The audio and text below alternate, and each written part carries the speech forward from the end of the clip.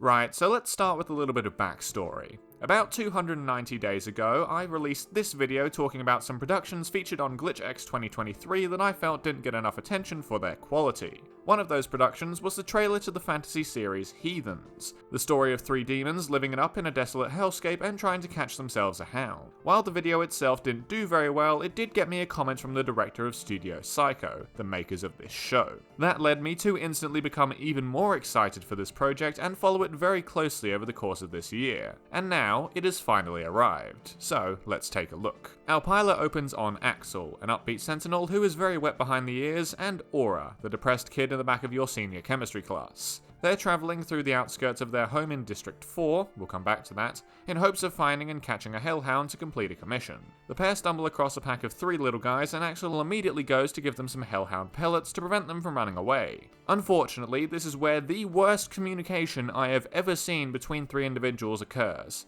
So, let's break it down. So Axel has these pellets, which are illegal, because on top of attracting the hounds, they also turn them from fluff balls into massive raging monsters. He confiscated them off somebody else because his job is a guard, presumably at some sort of border crossing, so he knows they are illegal but didn't actually bother to check on what they did, and thus is very surprised by the transformation, having no plan for when they transform. Aura is very well aware of the fact that these pellets cause the transformation, however she assumes that Axel does as well, and has a plan to lure them back once they're transformed into the traps that Carlos, our third member, has set up. Axel completely forgot that this was happening and has no idea on how to get from here to there. Carlos, our butch macho man, is setting up these traps a ways away, having been assured by Aura that Axel has a plan to get the hellhounds to him, and he knows nothing about any of the shenanigans that will happen next. You lot seriously need to get in a group chat or something beforehand to sort this out, because I'd have better luck organising a dentist appointment for the Collingwood fan club than you would be of actually catching these things. Anyway, back to the action. Our double A's are on the run back the way they came, with the hounds hot on their heels. Aura tries to ring Carlos to tell them how badly they fucked this up, but her phone gets sniped and stepped on. Inconvenient Cliffface appears at this moment to give us an excuse to demonstrate the fact that demons in this realm have unique power sets. Aura has some energy blades that can cut through pretty much anything, and Axel has a combination of the abilities of Green Lantern and Tony Hawk, with a little bit of Aaron Judge thrown in there for good measure. Unfortunately, none of these abilities prevent him from being a massive inconvenience as he skated past Aura without checking on the location of the remaining hellhounds, leading to a brand new candidate for my laptop wallpaper. Thankfully, he's not a complete coward and goes back to save her / stop her from stabbing the hound in the mouth, in the process demonstrating his ironclad face. Carlos decides now is a good time to show up with his Hellhound Catchinator, and Axel soy faces all over the screen. He nets the beast and turns it back into its circular shape before informing Axel of the fact that he's taking it for himself as payment for this white-haired loon messing up the poorly communicated plan and resulting in him having to do the one thing he really didn't want to do, going to get a dog from the pounds. During the credits we get told the aftermath of this little story with a very beat-up Axel completing his commission and getting some cash in exchange, before this mysterious hooded figure turns his back to us and starts walking into the distance.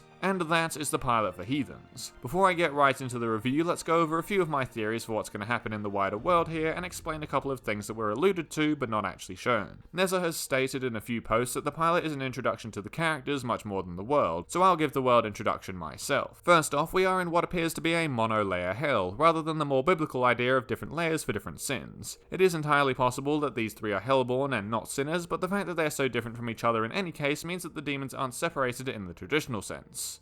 The hell of Heathens. Hold up, I'm gonna stop you right there. Hi, it's Thursday morning Uncom here, and I've just had to rewrite the entirety of my theory section for this video because a Discord server for the show just got released. You may be thinking, how does a Discord server help with the lore? Is there a lot of communication with Studio Psycho in there telling you what it is? Well, no, but there are two things of note. The first being this descriptor of more of the story that wasn't included in the pilot's description, and the second are these roles that outline both the number of districts and what it is they do. So let's go through it. First off, any viewer of Has Been Hotel over the last few years may be confused as to why this version of Hell seems so peaceful. The people here live in both relative safety and luxury, with established markets, individual housing, organized systems of currency, cell service, and even single-file lines. Well, the cause of this appears to be the fact that God is missing, and thus not able to sentence the citizens of Hell to eternal torment. So, Heaven and Hell, side note, Heaven is a notable part of this world too, have aligned with each other to keep everything running and prevent chaos and death. That being said, it doesn't look as though their alliance is very secure. For one, Axel is a sentinel, something that Carlos implies should make him very well versed in fighting. This suggests that while guarding District 4, it's not uncommon to see angels and demons coming through that are violent or carrying illegal items. We can also come back to the description of the episode here for another clue. The end of an era referenced in this paragraph is more than likely going to be the end of the two realms' alliance with each other, either through the return of God or just a general disdain of each other.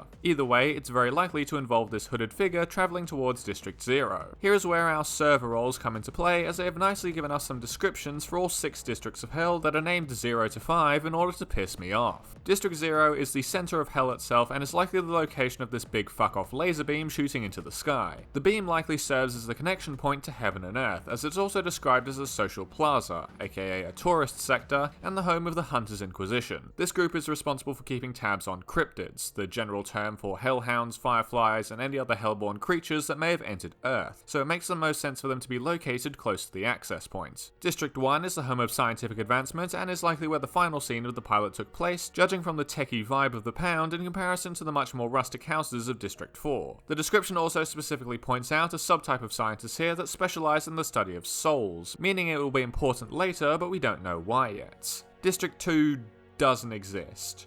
Why? Is it destroyed? Is it the home of all the top sneaky stuff that's going to piss heaven off? At this point, I have no idea. District 3 is the land of the arts, entertainment, and the definitely just flour for baking I promise officer. Want to gamble your life away at the casino because you sold your soul to the physical embodiment of static? Then you're in the right place. District 4 is the home of all of our main characters, and it's also apparently modelled after the Hood. There's going to be lots of gang violence and extortion, which is likely what breeds people like Carlos and Aura, and gets people like Axel in a lot of trouble. Finally, District 5 is where you go if you think the suffering of hell isn't quite bad enough, so you also want to work a 9 to 5. I never want the show to go to this place. In general, it seems that the higher the district number, the worse of a place it is to live, so District 4 being as well off as it is means that the whole place should be doing really well. Of course, a thriving city is a terrible setting for a dark fantasy, so this will not last very long. Now, that's all the information I have on Heathens, let's get into the review. First off, I will list a couple of negatives. One being the plot. Now, I've already mentioned that this episode is designed to establish the core cast, with the plot taking a back seat, but that doesn't mean it's allowed to be neglected. My conclusion around the worst laid plan on planet Earth revolves largely around the fact that this whole scene wasn't very well thought out. It feels like there are 3 different ideas for what the plan was going to be, and none of them got chosen before the final script. This doesn't help the dialogue either, with it feeling a little bit loose or repetitive, especially during this chase sequence. Some of the random grunts and noises thrown in there also feel a little bit forced and unnatural. But when the dialogue is done well during either end of the episode, it is quite good. We have very well defined and easy to relate to characters, and a nice 3-way dynamic between all of them. I also have a lot of time for this very unfortunate veterinarian.